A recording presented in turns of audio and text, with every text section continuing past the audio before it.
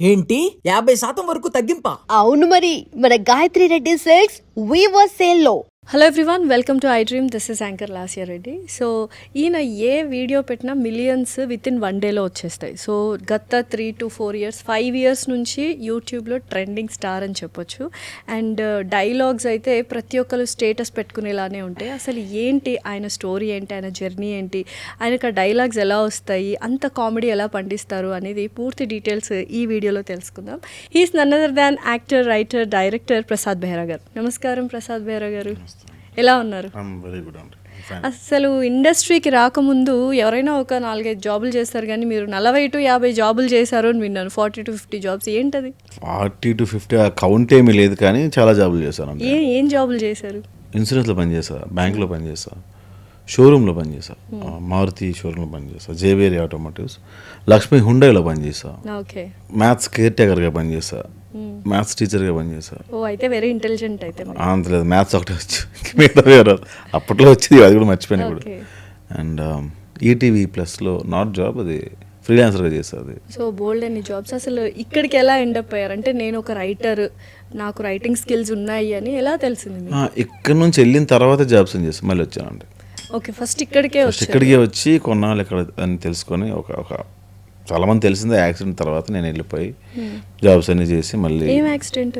అదే every winter అదే ఉంటుందని వద్దు ఇంకా.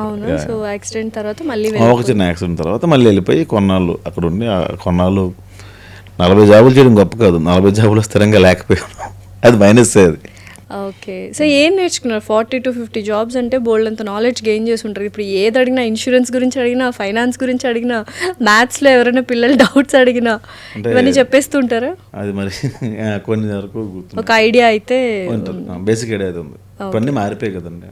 సో అంటే మ్యాథ్స్ టీచర్గా పనిచేశారు కదా అప్పట్లో. సో చాలామంది ఏమనుకుంటారు, ఓకే నాకు మ్యాథ్స్ బావచ్చు, సో ఆ వైపుగానే వెళ్ళాలి అనుకుంటారు కదా. సో అలా వెళ్ళలేదా మీరు? ఎప్పుడు అలా ట్రై చేయలేదా? లేదండి, ట్రై చేయాలి.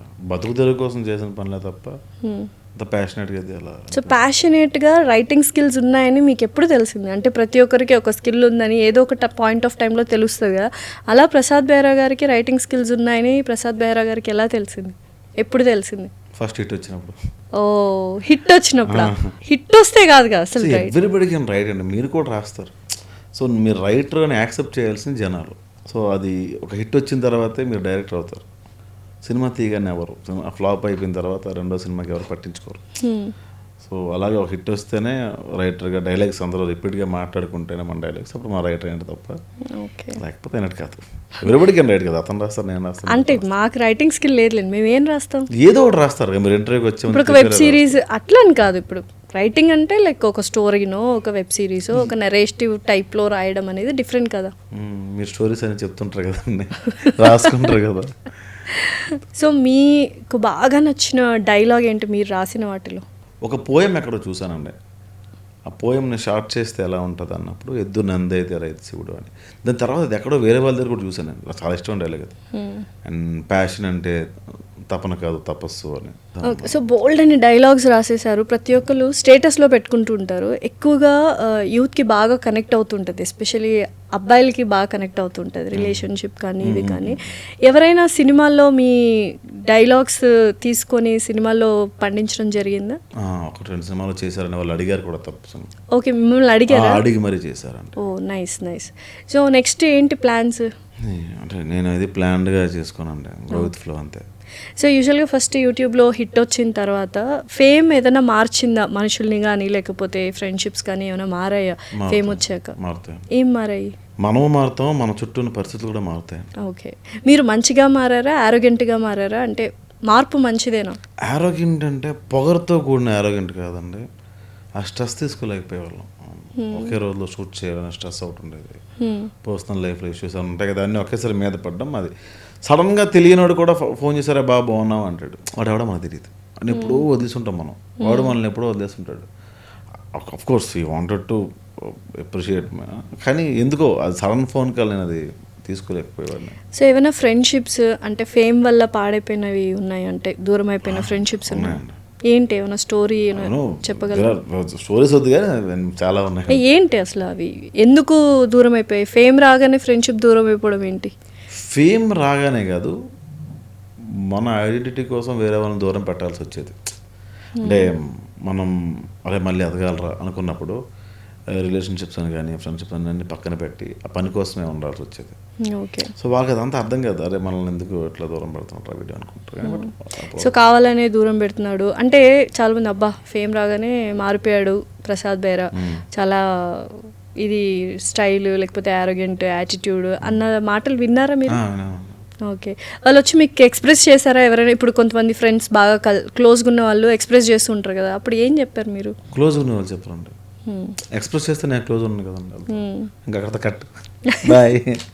సో ఫ్రెండ్షిప్ అంటే ఏంటి మీ దృష్టిలో? లైక్ ఫ్రెండ్షిప్ అంటే నేను డెఫినేషన్స్ అవి చెప్పలేను కానీ అంటే ఇది ఏదో ఫిలాసఫికల్గా చెప్పినట్టు ఉంటుందండి. చెప్పండి పర్లేదు. అంటే మనం ఏం చేసినా కూడా జడ్జ్ చేసేవాడే ఫ్రెండ్. చాలామంది జడ్జ్ చేయడు, వాడు నాకు హీజ్ మై ఫ్రెండ్, వాడు నన్ను జడ్జ్ చేయడు అంటారు కదా, అది కాదు అసలు. Judge చేసేవాడే friend.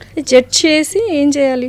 అదే ఇది కరెక్ట్ కారా, తప్పు చేస్తున్నాను అది ఓకే, కరెక్ట్ కాదు రాంగ్ కాదు ఓకే, కానీ జడ్జిమెంట్ అనేది డిఫరెంట్ డెఫినేషన్ కదా. జడ్జిమెంట్ అంటే ఏంటి? ఇప్పుడు ఏదైనా ఒక విషయం తను చేసినప్పుడు అంటే దాన్ని జడ్జ్ చేయడము లైక్ ఏంటి అంటే ఎలా చెప్తారు? ఇప్పుడు మీకేదో ఒక పాయింట్ ఆఫ్ టైంలో ఒక థింగ్ అనేది ఇష్టం ఉంటుంది, నువ్వేంటి దాన్ని ఇష్టపడుతున్నావు, ఆ థింగ్ని ఇష్టపడుతున్నావు, ఆ మనిషిని ఇష్టపడుతున్నావు, అదే సంథింగ్ రాంగ్. అంటే ఏంటంటే లుక్స్ని జడ్జ్ చేయడము, తర్వాత లైఫ్ స్టైల్ని జడ్జ్ చేయడము, స్టేటస్ని జడ్జ్ చేయడం. మీకు క్వశ్చన్ చెప్తా, మీ అమ్మాయికో మీ హస్బెండ్కో మీ బ్రదర్కో మీ ఫాదర్కో నాన్న షర్ట్ బాగాలేదు నాన్న వేరే షర్ట్ వేసుకో అంటాం.